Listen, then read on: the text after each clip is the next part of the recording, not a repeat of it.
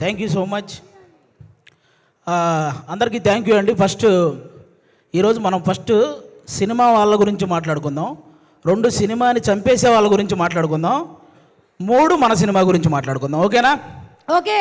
కానీ తెలుగు సినిమా అనగానే ఎక్కడ ఏ ఈవెంట్ జరిగినా ఇలా వచ్చేసే ముందు తెలుగు ఆడియన్స్ అందరికీ కూడా థ్యాంక్ యూ సో మచ్ అండి. ఎందుకంటే తెలుగు సినిమా అంటేనే ఒక ఎమోషన్ అనమాట. రీసెంట్గా మీరు చూసే ఉంటారు, వారణాసి మూవీ నుంచి ఆ చిన్న మహేష్ బాబు గారి గ్లిమ్స్ రాగానే మైండ్ పోయింది. అసలు అది మైండ్లో నుంచే పోవట్లేదు. అంటే ఈ దెబ్బతో అవతారు కూడా జై బాబు అనాల్సిందే, అలా ఉందన్నమాట. అది ఆల్మోస్ట్ అంటే తెలుగు సినిమా అనగానే గౌరవంగా నమస్కారం పెట్టేలా చేసింది నందమూరి తారక రామారావు గారు, అక్కినేని నాగేశ్వరరావు గారు. అయితే తెలుగు సినిమా అనగానే గర్వంగా శాల్యూట్ కొట్టేలా చేసింది మెగాస్టార్ చిరంజీవి గారు. అయితే తెలుగు సినిమా అనగానే ప్రపంచంలో మనం ఏ మూలకు వెళ్ళినా నేను తెలుగునిరా అని ధైర్యంగా చెప్పుకునేలా చేసింది మాత్రం ఎస్ఎస్ రాజమౌళి గారండి. ఆయనకి నాన్ స్టాప్గా సక్సెస్ రావాలని మనస్ఫూర్తిగా కోరుకుంటున్నాను. ఇప్పుడు ఆ వారణాసి గురించి ఎందుకు మాట్లాడాల్సి వచ్చిందంటే, ఆ రోజు జరిగిన ఆ గ్లోబల్ ఈవెంట్ అంత సక్సెస్ అవ్వడానికి one of the main reason మన సుమగారికి నిజంగా అసలు మామూలు విషయం కాదు. అంటే అంత పెద్ద ఈవెంట్లో చిన్న అంతరాయం కలిగినా కూడా ఆవిడ మేనేజ్ చేసిన విధానం మాత్రం వేరే లెవెలు. అందుకే సుమగారికి ఒక్కసారి గట్టిగా క్లాప్స్ కొట్టాలి ఆ విషయంలో మాత్రం. అదొక్కటే కాదు, ఈ ప్రేమ అంటే సినిమా కంటే ముందు మీకు అసలు సుమ అంటే ఏంటో చెప్తాను. మీకు అసలు జనరల్గా మీరు Sukumar universe, Lokesh Kanagaraj universe, Sujith universe ఇవన్నీ చూసుంటారు కదా. కానీ సుమ యూనివర్స్ అనేది వీటన్నిటికంటే పెద్దది. ఎందుకంటే ఒక డైరెక్టర్ తన ముందు సినిమాకి తర్వాత వచ్చే సినిమాకి మధ్య ఒక లింక్ ఉంటే దాన్ని యూనివర్స్ అంటారు కదా. కానీ ఏ ఇండస్ట్రీకి సంబంధించిన ఏ డైరెక్టర్ సినిమా తీసినా ఆ సినిమాకి సుమ గారి యాంకరింగ్కి మధ్య ఒక లింక్ ఉంటుంది, దాన్నే సుమ యూనివర్స్ అంటారు. అందుకే ఆ యూనివర్సే అన్నిటికంటే పెద్దదనమాట. అసలు సుమ అనే పేరులోనే ఉంది. ఎస్ అంటే సక్సెస్ఫుల్గా, యు అంటే అల్టిమేట్గా, ఎం అంటే మీనింగ్ఫుల్గా, ఏ అంటే యాంకరింగ్ చేసేదే మన సుమ గారు. మామూలు విషయం కాదు. అంటే జనరల్గా ఒక తెలుగువాడిగా పుట్టి ఎక్కడో కేరళలో ఉన్న వాళ్ళ చేత మనవాడరా అనిపించుకున్న అల్లు అర్జున్ గారు ఎంత గ్రేటో, ఒక కేరళ అమ్మాయిగా పుట్టి తెలుగు వాళ్ళందరి చేత మన అమ్మాయిరా అనిపించుకున్న సుమగారు కూడా అంతే గ్రేట్ అబ్బా. అంటే తను ఒక కూతురుగా వాళ్ళ అమ్మను బాగా చూసుకుంటూ, ఒక భార్యగా తన భర్తను బాగా చూసుకుంటూ, అలాగే ఒక తల్లిగా తన కొడుకు కూతుర్ని బాగా చూసుకుంటూ, ఒక యాంకర్గా ఇంతమందిని ఎంటర్టైన్ చేస్తూ బాగా చూసుకుంటుందంటే అది మామూలు విషయం కాదు. అందుకే ఆవిడకి నేను అంత పెద్ద ఫ్యాన్ అనమాట. నేను సుమగారికి, నేను సినిమాల్లో మీ అందరికీ తెలుసు పవన్ కళ్యాణ్ గారి ఫ్యాన్ అని, కానీ టీవీలో నాకు బాగా ఇష్టమైన యాంకర్ సుమగారు. నేను ఆవిడకి ఫ్యాన్, నేను అందుకు ఫ్యాన్ అనమాట. బేసిక్గా హీరోల్లో ఫ్యామిలీ హీరోలు ఉంటారు, మామూలు హీరోలు ఉంటారు. అలాగే యాంకర్లో కూడా మామూలు యాంకర్లు, ఫ్యామిలీ యాంకర్లు ఉంటారు. ఫ్యామిలీ హీరో విక్టరీ వెంకటేష్ గారు అయితే ఫ్యామిలీ యాంకర్ మన సుమగారు. అంటే తెలుగు సినిమా ఇండస్ట్రీకి అమ్మాయిలు రావాలంటే ఎక్స్పోజింగ్ చెయ్యాలి, లేకపోతే కమిట్మెంట్ ఇవ్వాలి, ఇలాంటి తప్పుడు ప్రచారాలు చేస్తూ చాలామంది చెప్తుంటారు.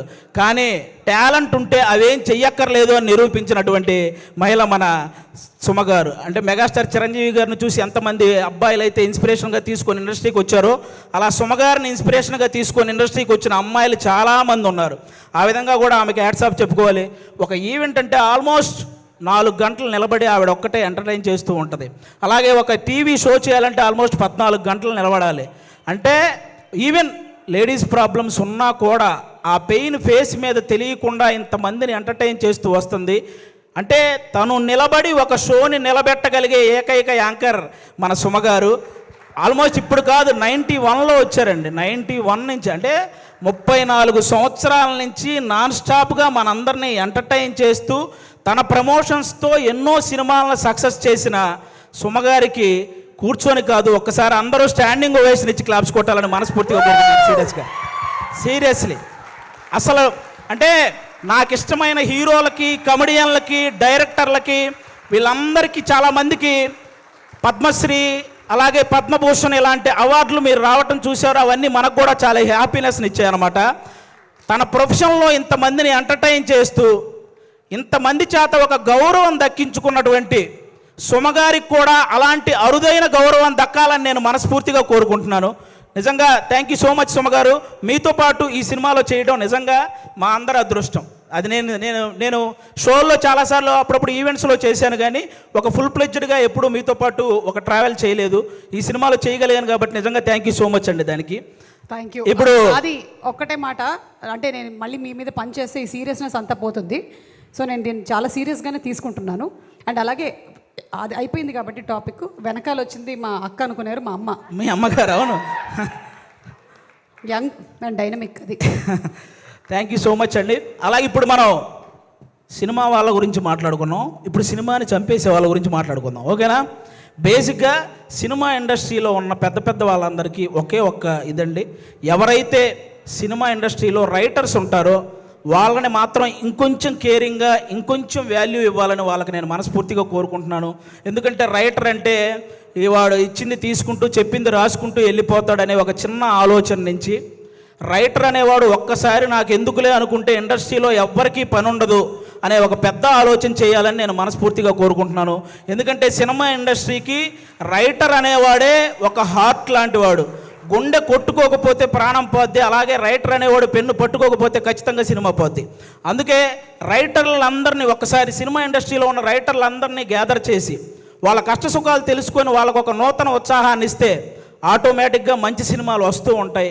ఎందుకంటే 1000 కోట్లకు సంబంధించిన వారణాసి లాంటి ప్రాజెక్ట్ రాయగలిగిన రైటర్లు కూడా మన దగ్గర ఉన్నారు, కానీ కనీసం వాళ్ళ అమ్మకి 1000 రూపాయల మందులు కొనుక్కునే స్థితి కూడా లేక వాళ్ళ టాలెంట్ అలాగే వెనకపడిపోతూ ఉంది. అలా రైటర్స్ అందరినీ ఒక్కసారి గ్యాదర్ చేసి వాళ్ళకు ఒక నూతన ఉత్సాహం ఇవ్వాలని సినిమా ఇండస్ట్రీ పెద్దవాళ్ళందరికీ నేను ఒకసారి మనస్ఫూర్తిగా కోరుకుంటున్నాను. అలాగే మీరందరూ గమనిస్తే ఆల్మోస్ట్ సంవత్సరానికి 150-200 సినిమాలు రిలీజ్ అయితే పట్టుమని 10 సినిమాలు కూడా ఆడట్లేదు సినిమా ఇండస్ట్రీలో.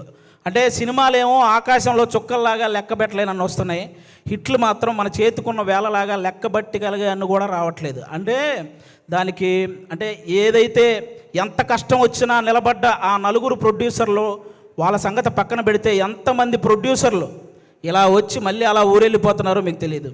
అంటే కొన్ని 100 కోట్ల నష్టం అవి భరించలేక మళ్ళీ తెచ్చుకున్న పరువును కాపాడు కోసం ఆ ఇస్త్రీ చొక్కాలు వేసుకొని ఈఎంఐలు కడుతూ ఉన్న ప్రొడ్యూసర్లు ఇంకా చాలామంది ఉన్నారు. అంటే దేనికంటే ఇదంతా ప్రతి ఒక్కడు ఏదో ఒక సలహా ఇచ్చేయడమే. మలయాళంలో మంజుమాల బాయ్స్ అని ఒక సినిమా చూసి అలాంటి సినిమా మన వాళ్ళు ఎందుకంటే తీరండి అని, పోనీ అలాంటి సినిమా మన వాళ్ళు తీస్తే అందులో ఐటమ్ సాంగ్ పెట్టలేదని ఏడుస్తారు.